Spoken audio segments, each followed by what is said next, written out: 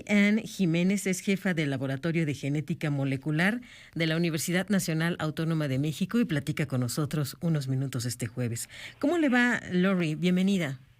¿Qué tal? Muy buenos días. Gracias por la invitación. Gracias por atenderla. Hay un sinfín de temas que tendríamos que platicar, pero si nos permite, en principio, Lori, ¿qué piensa al respecto de las distintas opciones que ofrece la Organización Panamericana de la Salud a naciones como México, que tienen una cita con los comicios, como va a suceder con nosotros el próximo 6 de junio? ¿Piensa que son exageraciones?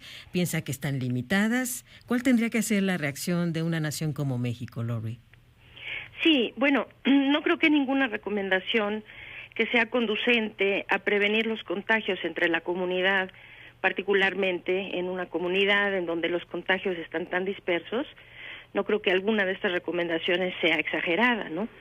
Ahora, hay que tomar en consideración lo siguiente: cualquier actividad es posible realizarla durante la pandemia mientras en realidad se realice bajo normas estrictas de prevención del contagio.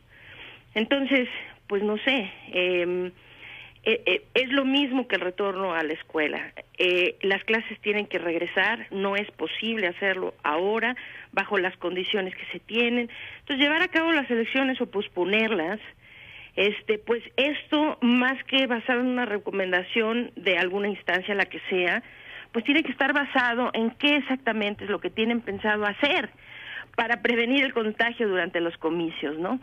Entonces, si se guardan medidas que en realidad sean efectivas para garantizar la seguridad de los quienes van a votar, pues no sería necesario posponerla, pero no se está hablando aún de cuáles serían estas medidas, si se tendrían medidas y cuáles serían, ¿no? Porque se escucha mucho hablar de que va a haber gel y que para desinfectarse las manos y este tipo de cosas. Sabemos que no son efectivas para detener el contagio del virus. Lo que es más efectivo para detener el contagio del virus es ver por la vía aérea, ¿no?, de transmisión. Entonces, pues vamos a ver si el INE o las autoridades pertinentes empiezan a hablar de cuáles sean realmente las medidas para detener la transmisión del virus durante los comicios. Lori Ann, lo que nosotros recordamos de las prácticas políticas en campaña, por ejemplo, son estas multitudes que se arremolinan en torno a un candidato o candidata, esta necesidad de un contacto muy estrecho, de un diálogo, de tomarse las manos, de sacarse fotografías.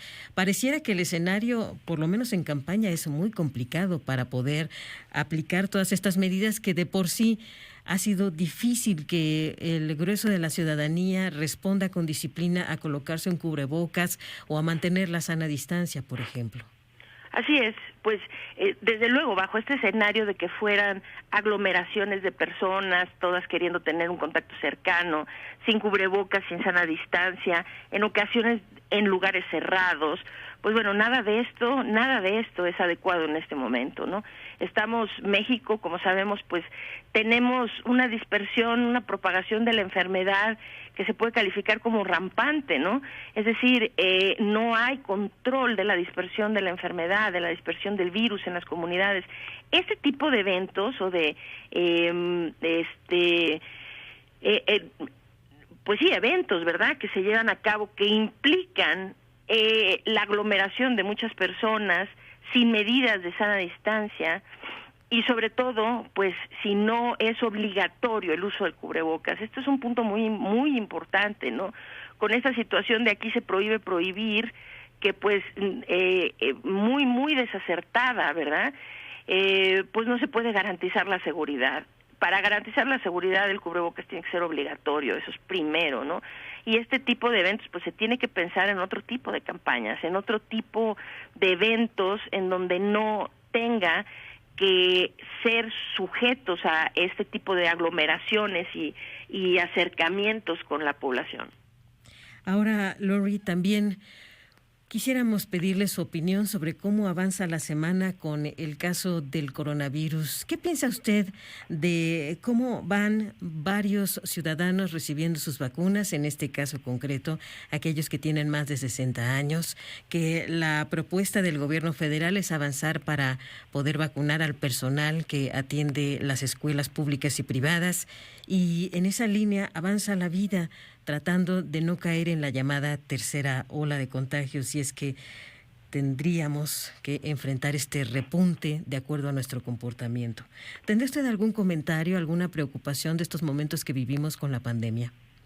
Sí, sin duda, la preocupación más grande es que se está haciendo creer a la población que el avance de la vacunación va a tener algún efecto sobre el repunte que ya tenemos encima. Y esto es una mentira, una más de muchas mentiras que se nos han ido recetando durante más de un año de pandemia, ¿no? Es decir, la vacunación va a tener un efecto a mediano y a largo plazo, con un poco de suerte, tendría un efecto a mediano y a largo plazo sobre el avance de la pandemia. No en este momento. México no ha vacunado ni siquiera al 1% de su población que tenga ya el esquema completo de vacunación, ¿no? Con el esquema completo de vacunación es menos del 1% de la población. Con este porcentaje no se puede esperar que hoy por hoy la cantidad de vacunados en México tenga efecto alguno sobre la escalada o el repunte que se nos viene en las próximas semanas y meses. Entonces, esto pues es una gran mentira, ¿no? Lo que se está queriendo decir. No es suficiente la cantidad de gente que ha sido vacunada para tener un efecto realmente sobre el desarrollo de la pandemia en nuestro país. Ahora, pues sí, eso es lo que tengo que decir al respecto. Ahora, las personas tienen que estar conscientes de esto, que en este momento la única manera de detener lo que se nos viene encima, que aparentemente, dadas todos los indicadores internacionales, pues es un repunte que podría ser mucho más grave que lo que vimos a finales del año pasado, principios de esto. ¿Y cómo eso lo podemos detener? Esto no se puede detener vía la vacunación. Aunque México hoy comenzara a vacunar 1 millón de personas al día, no tendría ningún efecto, absolutamente ningún efecto sobre el avance de lo que va a ocurrir en las próximas semanas y meses, ¿sí? Lo único que puede ahorita detener es tratar de detener la propagación del virus. Esto vía las autoridades y vía las acciones de la población, desde luego. Detener la propagación del virus. Habrá que insistir muchísimo en el comportamiento personal, porque como bien destaca usted, a nivel federal, a nivel estatal, en muchas ocasiones, está un poco a la buena de Dios, esperando a que con el prohibido prohibir la gente asuma su responsabilidad y no se propague más el coronavirus, pero no ha dado resultados hasta el momento este llamado de atención. Sí, parece que no ha dado resultado porque la comunicación por parte de las autoridades ha sido realmente pues muy deficiente. Es una comunicación contradictoria que no es consistente, en donde a la gente un día se le dice que no es necesario usar cubrebocas y al otro se grita desesperadamente que todos tienen que quedarse en casa o nos vamos a morir, ¿no? Entonces, es muy complicado que la gente entienda claramente la situación que está ocurriendo y cuáles son las medidas que tiene que llevar a cabo cuando se tiene una comunicación así tan contradictoria, por parte de la máxima autoridad. Sí, la gente, desde luego, necesitamos entender que las acciones de cada uno de nosotros son importantísimas en cómo la pandemia avanza. Se tiene encima el repunte y no hay nada que lo pueda detener. Esa es la realidad. Ahorita no se puede ya detener. Lo que sí se puede es hacerlo menos grave.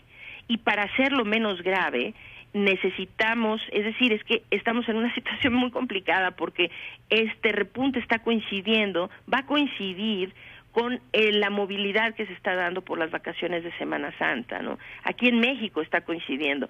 En otras partes no tiene nada que ver con Semana Santa, ¿no? Aquí es que va a coincidir. Y desde luego esto nos pone en un panorama pues todavía más desalentador, porque en este periodo pues el doctor López-Gatell con su famoso decálogo, pues prácticamente le dio permiso al pueblo de México a irse de vacaciones a la playa, ¿no? Justo en la antesala de lo que puede ser el peor momento que hemos visto de la pandemia. Entonces, sí, lo que necesitamos entender es que las acciones de cada uno son importantísimas.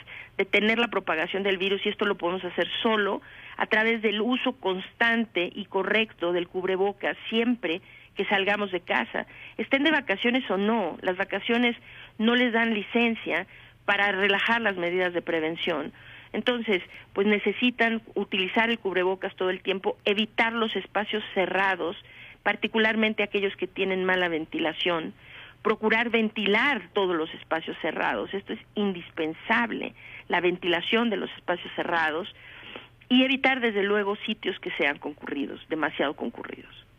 ¿Qué piensa Lori en el caso del Valle de México, las decisiones que se han tomado de apertura, por ejemplo, de cines con manera restringida, también de algunas plazas comerciales, los gimnasios?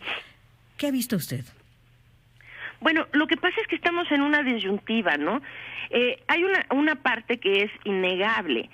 El golpe que está provocando la pandemia a la economía de nuestro país es ya, pues ahora sí que comienza a ser inconmensurable, ¿verdad? Es un golpe a la economía no solo individual, familiar, a la economía nacional, ¿no? Y esto quizá va a llevar décadas poder solucionar este problema, lo que ha causado la pandemia en este sentido. Entonces, pues está ante la disyuntiva de bueno, ¿cómo podemos aminorar las afecciones económicas, ¿no? Pero ante la situación que no se puede ignorar, que es los contagios ahí siguen, el virus ahí sigue, cada vez es más peligroso, cada vez es más problemático el contagio, y nuestro país se encuentra cada vez en una situación peor. Entonces, aquí en realidad la pregunta no es si hay que abrir negocios o no hay que abrir negocios. Pues sí, correctamente, pues hay que abrir actividades económicas antes de que, además del colapso sanitario, se nos venga un colapso económico del que ya no podamos recuperarnos, ¿verdad? Pero el problema no es si hay que abrirlo o no hay que abrirlo, es que el gobierno tiene que tomar la responsabilidad para hacer las cosas adecuadamente. Es decir, si la estrategia de nuestro gobierno para controlar la pandemia se hubiera basado en las evidencias científicas y en las indicaciones de todos los organismos internacionales expertos en la materia, México hubiera instituido las medidas de contención epidemiológica necesarias para detener la propagación del virus en las comunidades. Es decir, mientras la estrategia no se centre en detener la propagación del virus, este fenómeno va a seguir ocurriendo. Entonces, pues sí, bajo las condiciones actuales, seguir abriendo giros económicos es posiblemente la acción más absurda y más negativa en términos de cómo la pandemia avanza.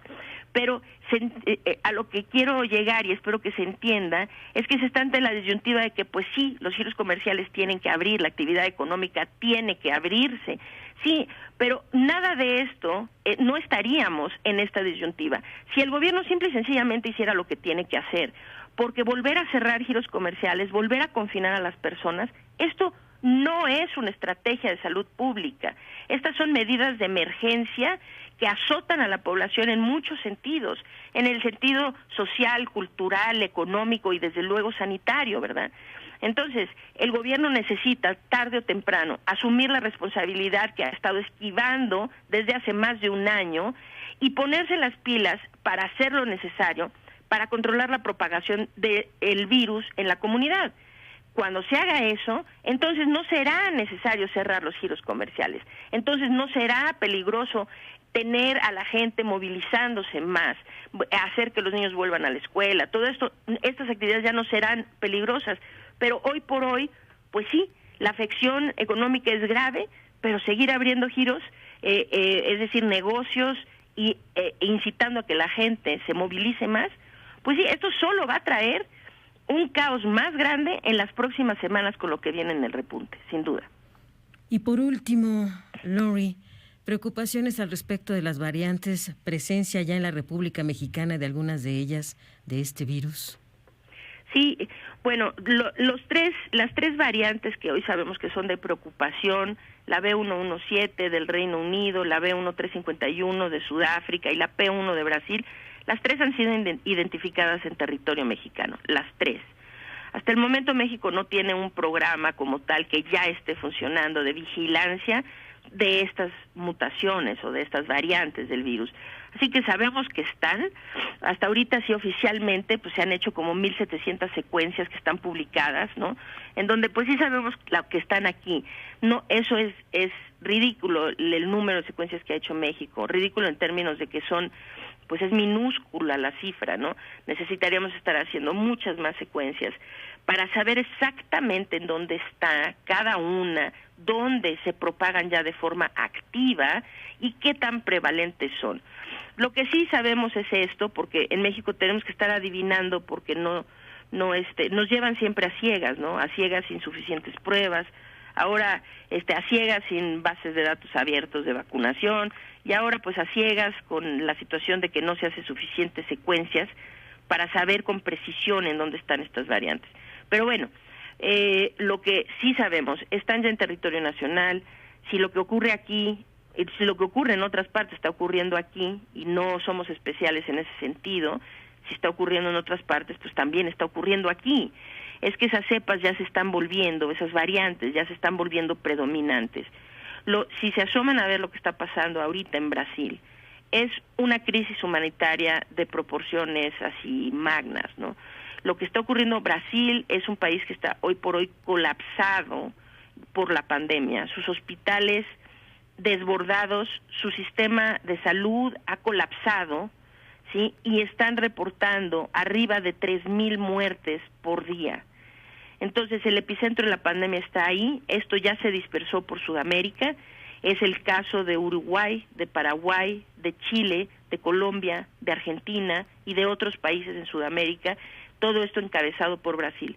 La tendencia que ha mostrado Sudamérica es la tendencia que después, porque vamos cronológicamente un poco detrás de los países sudamericanos, después es la misma tendencia que se observa aquí en México. El problema que se está viendo ahorita, la razón por la que se tiene estos repuntes tan difíciles de controlar y tan acentuados, se debe a que se propagan ya de manera predominante algunas de estas variantes en la población. La que ha puesto de rodillas a Brasil es la cepa P1, la que se conoce como P1. Esta variante, pues sí, ya ha sido detectada en México. Se cree que ya se propaga con transmisión comunitaria en nuestro país. Así que, pues, esa es lo que sabemos actualmente de las variantes.